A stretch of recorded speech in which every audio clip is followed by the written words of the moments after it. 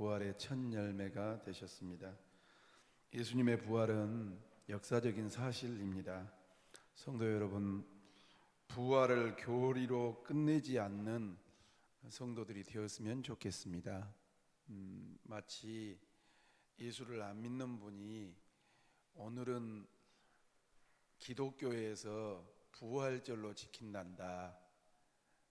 그러니까 그분들하고 관계가 없는 거지요. 물론 그렇게 인정해주고 알아봐주는 것도 감사합니다만, 예수 믿는 사람들, 또 오늘 예배 나오신 성도님들이나 영상으로 드린 성도님들이 이렇게 생각하면 참 곤란합니다. 왜냐하면 예수님이 부활의 첫 열매가 되셨기 때문에 우리는 예수를 믿는 사람으로서 예수님처럼 우리 또한 부활의 열매가 될 줄로 믿습니다. 그것이 객관적인 사실이면서 또한 주관적인 일이라는 사실입니다. 그렇기 때문에 단편적으로 교리로 끝내지 않아야 된다는 것이지요. 그래서 오늘은 성삼위 하나님께서 부활을 믿는 그리스도인이 육체를 가지고 사는 날 동안 어떻게 살기를 원하느냐에 대해서 설교하려고 합니다. 예수님께서 부활하시고 승천하시긴 전에 아시는 것처럼 40일 동안 이 땅에 계셨습니다. 계시면서 무슨 일을 하셨냐 하면, 두려움과 희망을 잃어버린 예수님을 사랑했던 여인들과 또한 그의 제자들, 그리고 예수를 믿는 형제들에게 모두 10차례 나타나셔서 예수님이 십자가에서 그렇게 갈기갈기 찢기시고 또한 물과 피를 다 쏟아서 죽은 시신이 된 것을 보았던 그들에게 그 죽은 예수가 다시 살아났다라는 것을, 부활하셨다라는 것을 보여주셨습니다. 부활하신 예수님께서 이스라엘에게 나타나서 보여준 이유는 무엇이냐면 평강을 주기 위해서 그랬습니다. 왜냐하면 예수만 의지하고 예수님 사랑하고 예수님께 은혜를 받았던 분들이 어마어마하게 많았거든요. 심지어 로마를 물리칠 수 있는 그러한 주군으로 삼으려 했잖아요. 또 예수님을 쫓아다니면서 평생도록 생명을 걸려고 했던 분들이 계셨잖아요. 근데 그분들이 이 예수님이 돌아가셔 버리니까 절망한 것입니다. 낙심한 것입니다. 그리고 예수님을 그렇게 매도해가지고 불법 재판을 해서 죽인 것을 보니까 자기들도 그런 피해를 당할 것 같은 그러한 생각이 되니까 두려운 것입니다. 그들에게 찾아가셔서 평강을 요구하셨습니다. 그리고 예수의 부활을 믿게 하셔서 십자가와 부활의 증인으로 삼기 위해서 교리를 넘어서 사명을 붙잡으라고 예수님과 그 주변에 있는 분들에게 찾아가셨던 것을 우리는 알 수가 있습니다. 성도 여러분, 교리라면 2000년 전에 있었던 사건입니다. 잘 보십시오. 교리라고 믿는다면 2000년 전에 예수님이 죽었다가 살아났다네, 그래가지고 주변 사람들한테 만나고 그래가지고 올라갔다네, 끝입니다. 그러나 그 예수님의 부활이 나의 부활이고 나의 신앙의 고백이고 나에게 있어질 일이라면 이처럼 놀라운 사건은 없다라는 사실입니다. 다시 한번 여러분들에게 묻습니다. 예수의 부활이 여러분의 부활이시라고 믿으시면 아멘 한번 하십시다. 여러분, 많은 사람들이 부활하신 주님을 만났다라고 증언하고 있습니다. 그래서 오늘 제목의 말씀이 무엇이냐면 부활을 만난 사람들. 먼저 부활하신 예수님을 누구누구가 만났을까요? 첫 번째 1번 한번 띄워주세요. 같이 읽읍시다. 시작. 무덤 앞에서 슬피 울고 있는 막달라 마리아에게 찾아가셨어요. 여러분, 왜 막달라 마리아가 무덤 앞에 가가지고 슬피 울고 있었을까요? 왜냐하면 십자가에 달리신 뒤에 운명하신 예수님께서 무덤 속에 들어가셨는데, 이스라엘은 우리 무덤하고는 다릅니다. 굴을 파가지고 안에다가 시신을 안장하고요, 그리고 예수님 때는 굴 앞에다가 돌로 막아놨습니다. 왜? 시신 돌아갈까 봐서. 어마어마한 사람의 한두 사람 힘으로 밀 수 있는 돌이 아닙니다. 큰 돌로 막아놨어요. 그러니까 안에는 들어가지 못하고 예수님께 은혜를 받았던 막달라 마리아가 시신 안쪽으로는, 무덤 안쪽으로는 못 들어가고 앞에서 그냥 찍찍 울고 있는 겁니다. 그 여인은 어떤 은혜를 받았기 때문에 그랬습니까? 마가복음 16장 9절 말씀을 보니까 이렇게 기록하고 있어요. 읽어보시죠. 시작. 예수께서 안식 후 첫날 이른 아침에 살아나신 후 전에 일곱 귀신을 쫓아내어 주신 막달라 마리아에게 먼저 막달라 마리아는 어떤 인물이냐면 과거에 일곱 귀신이 그 여인에게 들어가 있어서 귀신이 잡혀가지고 자기 마음대로 살지 못했던 그러한 인생이었는데, 예수를 만나고 그 일곱 귀신을 쫓아내어서 정상적인 생활을 할 수 있는, 그래서 주님을 섬길 수 있는 그러한 인생을 살았기 때문에 그는 남다르게 주님을 사랑했던 것 같습니다. 못 떠나는 거예요. 나에게 은혜를 베풀어 주신 그 주님이, 나에게 긍휼을 베풀어 주신 그 주님이, 나를 정상적으로 만들어 주신 그 주님이 죽었다고 생각하니까 떠날 수가 없는 거예요. 그냥 하염없이 눈물만 흘리고 있는 것 아니겠습니까? 그런데 뭐라고 그랬습니까? 안식 후 첫날 이른 아침에 살아나신 후에 전에 일곱 귀신 쫓아내어 주신 막달라 마리아에게 따라합시다. 먼저 보이시니. 바라기는 코로나19 때문에 염려하고 걱정하는 그러한 상황 가운데서도, 나라에서 제재하고 있는 이러한 상황 가운데서도 찾아나온 성도들에게 부활하신 주님이 먼저 찾아오시기를 주님의 이름으로 축복합니다. 두 번째로 봐보세요. 누가 예수님을 만났는가 읽어보지요. 시작. 의심과 두려움에 쌓여있던 다른 여인들에게 찾아가셨어요. 마태복음 28장 10절 말씀이 이렇게 기록해요. 그 여인들에게 시작. 이에 예수께서 이르시되 무서워하지 말라. 가서 내 형제들에게 갈릴리로 가라. 거기서 나를 보리라고 하시니라. 왜 무서워했냐면 예수님께서 뭡니까? 예루살렘에 나귀를 타고 들어가실 때까지만 해도 어마어마한 인기가 있었단 말이죠.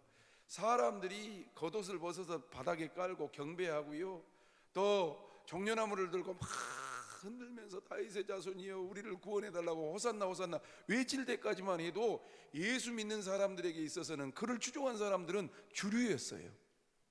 엄밀하게 말하면 갑이었어요. 요즘 표현으로 하면 갑이었어요. 그런데 그 예수가 이게 자칭 유대인의 왕이라고 그래버리지 내란죄지요? 사람들을 선동하지요? 또 반란을 일으킬 것 같은 그런 세력, 그래서 그분이 죄인으로 판정받고 죽고 나니까 예수를 쫓았던 사람들은 다 죄인 중에 괴수가 된 거예요. 사당이 돼버린 거예요. 그러니까 예수님처럼 이 여인들에게, 제자들에게도 해가 올까 봐서 달달달달 떨고 있는 거예요. 그런데 그분들에게 찾아오셔서 뭐라고 했습니까? 무서워하지 말라. 따라합시다. 무서워하지 말라. 사랑하는 성도 여러분, 그 주님의 평안과 위로가 우리 가운데 임하시기를 주님의 이름으로 축원합니다. 가서 내 형제들에게 갈릴리로 가라고 얼른 전해 주어라라고 말씀하고 있는 겁니다. 세 번째, 누가 만났냐면 이제 대표적인 인물들이지요. 같이 봐요. 시작. 게바에게 보이시고 후에 12제자에. 게바는 누구냐면 이 베드로의 별명을 게바라고 그럽니다. 그런데 그 말씀이 어디 나오냐면 고린도전서 15장 말씀으로 가야 돼요. 5절 봅시다. 시작. 게바에게 보이시고 후에 12제자들에게도 보였다고 일일이 다 찾아가신 거예요. 네 번째로 누가복음 24장 15절 말씀을 보면 누구에게 나오냐면, 4번 띄워줘 보실래요? 읽어봐요. 4번 띄워줘 보세요. 죄송해요. 순서대로 할걸. 4번 시작. 의심과 슬픔에 쌓여 고향으로 돌아가던 이름 없는 두 제자들에게, 엠마오로 가는 두 제자라 하잖아요. 왜? 조금 가벼운 표현이니까 꽁 떨어진 매가 됐어요. 예수님에게 올인을 했는데 예수가 죽어보니까 아이고 여기서 못 얻거냐, 차라리 고향으로 가자. 그리고 엠마오로 털레 가요. 그런데 24장 15절 말씀을 보면 그 고향으로 돌아가고 있는 두 제자들에게 예수님이 곁에 서서 이야기하는데요. 읽어봐요. 15절 일단 읽고 설명할게요. 시작. 그들이 서로 이야기하며 문의할 때에 예수께서 가까이 이르러 그들과 동행하시나. 그들과 두 제자들이 고향으로 이렇게 걸어가고 있는데 예수님이 가까이 계셔서 이렇게 그들에게 동행하고 계시고 말을 거는데도 개념 자체가 없는 거예요. 그리고 아예 생각을 못해요. 왜냐? 죽은 사람이 다시 살아날 것이라는 개념 자체가 없기 때문에 옆에서 누가 말하고 있는데 다른 사람이겠지 하면서 걸어갔는데 나중에 깨닫고 그들이 예수님을 경배하고 있다는 사실을 우리는 기억하면서, 사랑하는 성도 여러분, 이 대목에서 한번 강조하죠. 예수님의 죽으심은, 부활하심은 그냥 뭐 설화나 또 꾸며낸 이야기가 아니라 역사적인 증거인 것을 명심하면서 그 부활하신 주님이 성령을 통해서 여러분들에게 다가오시기를 주님의 이름으로 축원합니다. 다섯 번째로 누가 만났냐면, 보실래요? 같이 읽어봐요. 시작. 부활하신 그날 곧 주일날 저녁 두려움에 쌓여 문을 닫아 걸고 기도회로 모였던 10 제자들에게, 아까도 말씀드렸던 것처럼 상황이 그래요. 상황이, 여러분, 조국 대한민국에 복음이 들어온 지가 130년이었단 말이에요. 130년 됐어요. 30년이 넘었어요. 그런데 어떤 상황 속에 여러분 교회가 문을 닫고 예배를 드리지 말라라는 때가 몇 번이나 있었습니까? 6.25 때도 예배를 드렸어요. 일정시대 때도 예배를 드렸어요. 그런데 보이지 않는 바이러스가 와보니까 이게 믿음으로 드리다가 혹시라도 우리 교회, 혹시라도 옆에 사람이, 혹시라도 이게 대한민국 교회 전체 교회에 누가 될까봐 모여 보잖아요.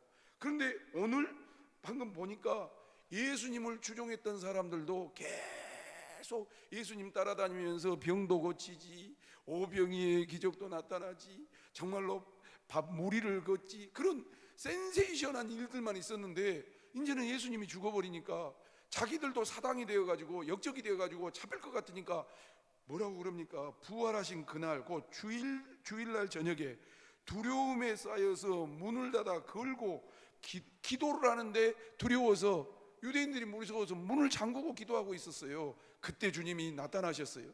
부활하신 주님이 어떻게 나타난 줄 아세요? 봐보세요. 요한복음 20장 19절 말씀을 보죠. 같이 읽어요. 천천히 시작. 이날 곧 안식 후 첫날 저녁 때에 제자들이 유대인들을 두려워하여 모인 곳에 문을 닫았더니 예수께서 오사 가운데 서서 이르시되 너희에게 평강이 있을지어다. 놀랬겠습니까? 안 놀랬겠습니까? 너무 리얼하잖아요. 이날 곧 안식 후 첫날 저녁에 제자들이 뭐해서? 읽어봐 보세요. 두 번째 줄 읽어보세요. 시작. 제자들이 유대인들을 두려워해서, 예수님의 제자들이 모인 곳에 문을 어쨌다고요? 빗장을 닫았다는 소리예요. 두려워가지고 빗장을 닫았다는 소리예요. 그런데 그곳에 주님이 오셔서 가운데 서서 뭐라 하냐면, 따라합시다. 너희에게 평강이 있을지어다. 어떤 장로님이 그러시더라고요. 온라인 예배를 드렸대요. 첫 주 드렸는데, 지금상 장로님이고 원로 장로님이 그러셨어요. 첫 주 예배를 드렸는데, 온라인 예배를 드렸는데, 당신은 평생 동안 이렇게 교회 생활을 하면서 성도님들을 만나는 것이 이렇게 귀한 것인 줄 몰랐대요. 집에서 가족들끼리 앉아가지고 TV에다가 모니터를 켜고 예배를 드렸는데 도저히 예배를 못 드리겠다는 거예요. 코로나가 걸리든지 어찌든지 간에 매번 나 와서 예배 드린다고 나한테 전화가 왔어요. 목사님, 저 가서 예배 드리면 안 되겠습니까? 그러십시오. 띄엄띄엄 앉아서 드리면 되지요. 그랬다는 거지요.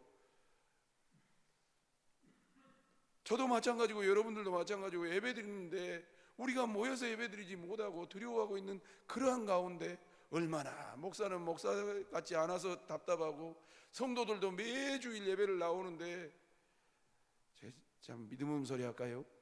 온라인 예배 첫 주를 드렸어요.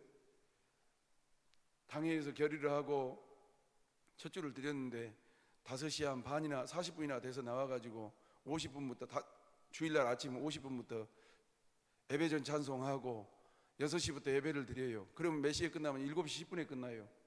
속도 상하기도 하고 이게 뭔 일이다 하기도, 그날 퍽퍽 울었잖아요. 집에 들어갔어요. 그럼 됩디다. 하도 우니까 돼. 그래서 잠이 들었는데, 그냥 언제 목사가 주일날 자겠습니까? 온라인 예배 드려놓고 녹화 떠놓고 9시 들어라고 11시 들어라고 집에서 잠이 들었는데 눈을 뜨니까 11시 반이에요. 모처럼 자니까 편합디다. 근데 일어났어요. 시간을 보니까 11시 반이에요. 근데 나도 모르는 사이에 또 이게 슬픈 생각이 드는 거예요. 허허허. 평상시 같은 주일날이었으면 11시 반이면 지금 예배드릴 시간에 목사가 침대에 누워가지고 이게 뭔지 싶으니까 굉장히 절망스럽더라고요. 그래서 안 되겠더라고요. 그래서 교육자님들한테 평상시 같았으면 각자 기도하고 근무 시작해요. 그런데 코로나19 나서 교회에서 예배 못 드리는 그날부터 뭐라 그랬냐면, 교육자님들, 교인들은 우리가 만나지 못하고 예배는 못 드리지만 우리라도 예배를 드립시다. 그래서 여러분 가정예배 순서 나온 대로 아침마다 예배 드렸어요.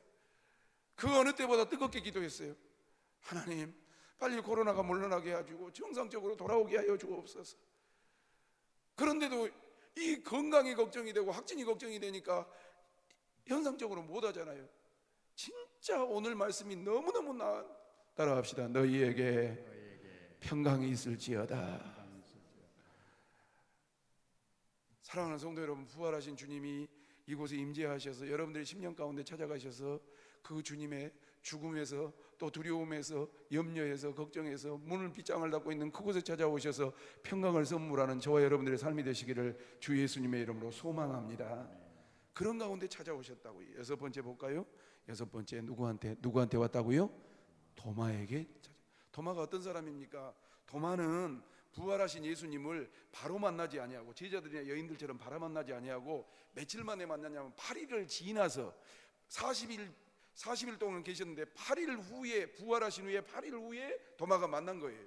그러니까 제자들이 뭐라 하냐면, 어이, 잘나도 말로 우여갖게, 어이, 예수님이 살아나셨단 말이지, 부활하셨단 말이에요. 그러니까 도마가 굉장히 이 충성심이나 믿음이 강한 분인데 죽은 사람이 어떻게 살았는가 싶으니까 뭐라고 대답했냐면, 어이, 내가 예수님 죽는 걸 봤는데 예수님의 손이나 예수님의 옆구리에 창 맞은 걸 보고 물과 피를 다 쏟고 그렇게 시신이 된 걸 내가 봤는데 예수가 살아났다는 소리를 할 수 있냐고, 스승님이 살아났다는 소리를 할 수 있냐고, 내 손으로 옆구리에 넣어보고야 예수님 살아가신 걸 믿겠네 라고 이야기했던 인물이에요.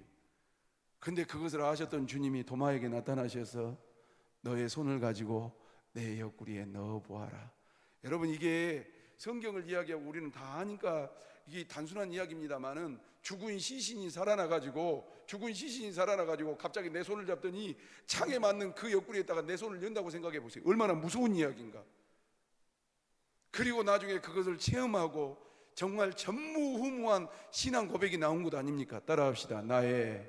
크게 합시다. 나의 주님이시요 나의 하나님이십니다. 사랑하는 성도 여러분, 이런 부활을 경험하는 신앙의 간증이 쏟아지는 우리가 되시기를 주님의 이름으로 축원합니다. 보실래요? 요한복음 20장 26절 말씀, 시간이 많이 가면 안 되니까요. 봐요. 시작. 여드레를 지나서 제자들이 다시 집 안에 있을 때 도마도 함께 있고 문들이 닫혔는데 예수께서 가운데 서서 이르시되 너희에게 평강이 있을지어다. 불안하고 슬프고 충격받았던 그분의 평강을 말해요.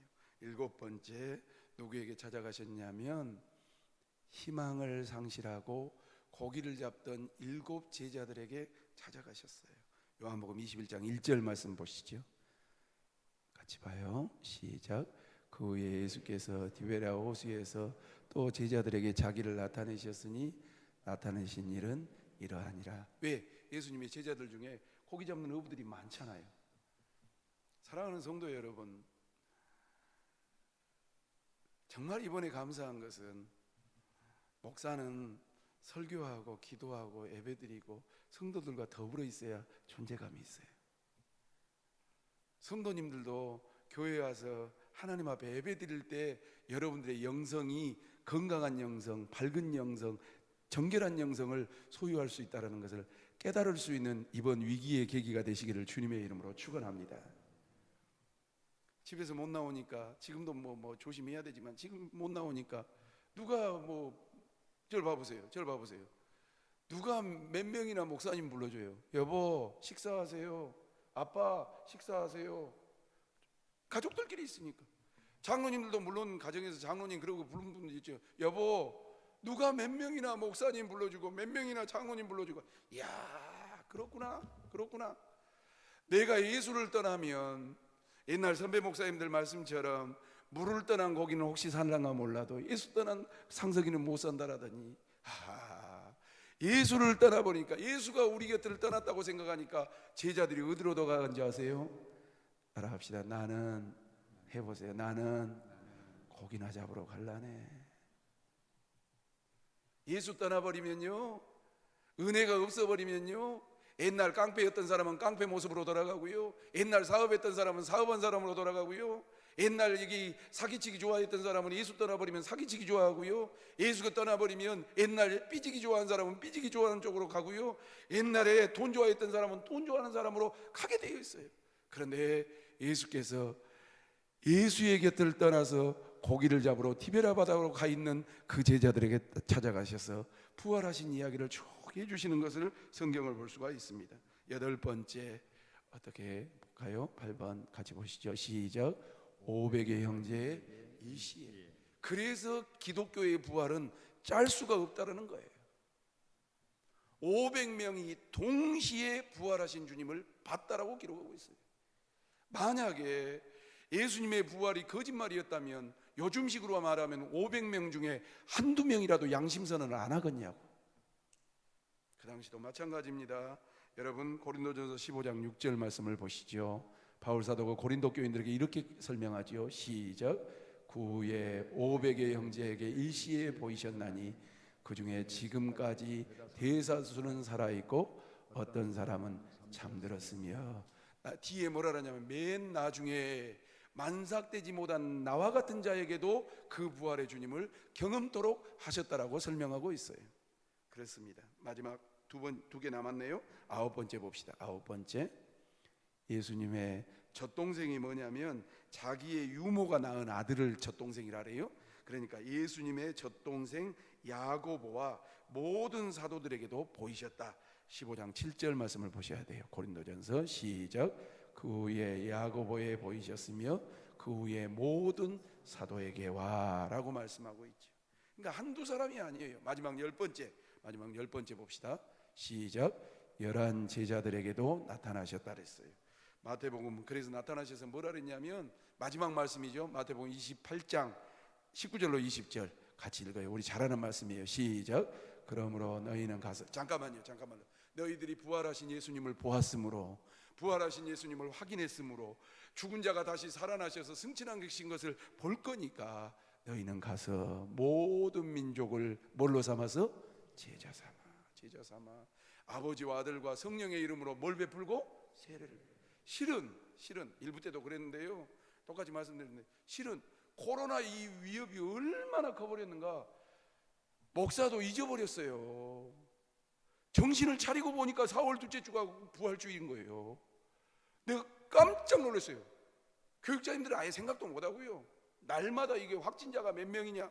여러분 솔직히 우리 안 그런 것 같아도 맨날 연합뉴스, YTN, MBC, KBS, 다음, 네이버 뭐 모이자마자 확진자가 몇 명이다, 모이도 안 했겠지만 우리 머릿속에 그냥 대통령, 국무총리, 그리고 뭐 중대본부, 그래서 나올 때마다 삐 가면 오메 조심해야겠네, 그것에만 미쳐야겠어가지고 저도 그랬다니까요.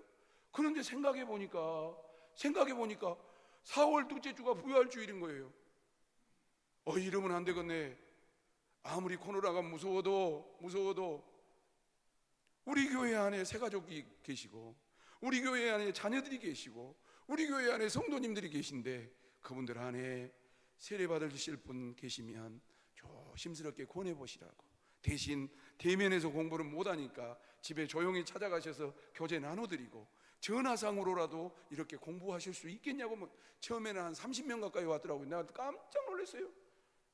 초신자들이 세례 받겠다고, 초신자들이 학습 받겠다고, 어린이들이 어린이 교육 받겠다고, 이 코로나 때문에 접촉도 못하는 그런 상황 가운데. 근데 내가 감사했어요. 기억나게 해주신 하나님 앞에 감사했을 뿐만 아니라 또한 이런 불안하고 어려운 상황 가운데 세례 받겠다고 나온 성도들이 있는 것이 감사했어요. 이 자리에 나온 성도들에게 주의 은혜와 평강이 넘치시기를 주님의 이름으로 축원합니다. 그리고 교회가 아까 말씀드린 19절 다시 한번 띄워줘 보실래요? 봐보세요. 부활을 목격한 성도들에게, 제자들에게 뭐라 그랬는가? 그러므로 너희는 뭐해서? 가서 모든 민족을 제자로 삼아 아버지와 아들과 성령의 이름으로 뭘 베푸라고요? 세례를 베풀고 20절 봅시다. 시작. 내가 너희에게 분부한 모든 것을 가르쳐 지키게 하라. 볼지어다 내가 세상 끝날까지 너희와 항상 함께 있으리라 하시니라. 이 부활의 주님의 말씀이 저와 여러분들의 말씀이 되시기를 주님의 이름으로 축원합니다. 아시는 것처럼 사도 요한 한 사람만 반모섬에 갇혀서 예수 복음, 예수 부활 증거하다가 반모섬에 갇혀서 늙어서 돌아가셨고, 나머지 모든 제자들은 순교하셨어요. 아시는 것처럼 껍질이 벗겨지기도 하고, 아시는 것처럼 손톱이 빠지기도 하고, 아시는 것처럼 화형을 시키기도 하고, 오늘 본문 사도행전 26장 말씀도 예수의 부활을 증거했던 바울 사도께서 죄인 아닌 죄인이 되어서 잡혀갔다가 아그리빠 왕 앞에 서요. 아그리빠 왕이 취조를 하고 신문을 하는데 도리어 누가 큰 소리를 치냐면, 보실랍니까? 한 절만, 두 절만 읽고 마칩시다. 8절부터 보십시다. 8절 9절만 읽고 마칩니다. 다 같이. 화면에 안 나올지 몰라요. 사도행전 26장 8절 9절 읽겠습니다. 시작. 당신들은 하나님이 죽은 사람을 살리심을 어찌하여 못 믿는 것으로 여기나이까? 나도 나사렛 예수의 이름을 대적하여 많은 일을 행해야 될 줄 스스로 생각하고, 보세요. 스스로 14절만 읽겠습니다. 시작. 우리가 다 땅에 엎드려짐에 내가 소리를 들으니 히브리 말로 이르되 사울아 사울아 내가 어찌하여 나를 박해하느냐?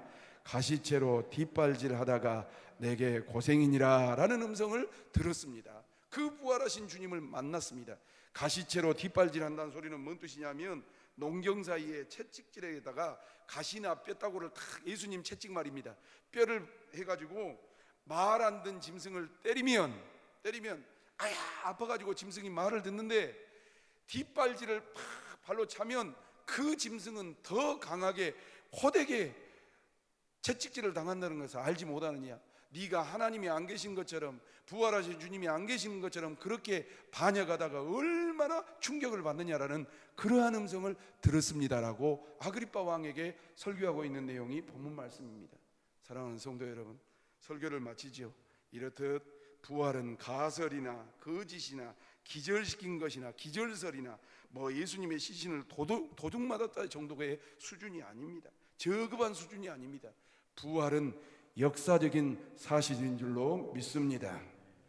신앙의 핵심이고 우리의 산 소망인 것을 기억하고, 아무리 어려워도 부활하신 주님을 내 마음속에 탁 모시고 그 주님의 부활로 말미암아 죽은 자가 살아나고 병든 자가 고침을 받고, 또한 두려워하고 염려하고 걱정하는 심령 속에 평강이 있을지다 하신 그 주님의 평강이 넘치는 주의 몸된 교회가 되시기를 주님의 이름으로 축원합니다.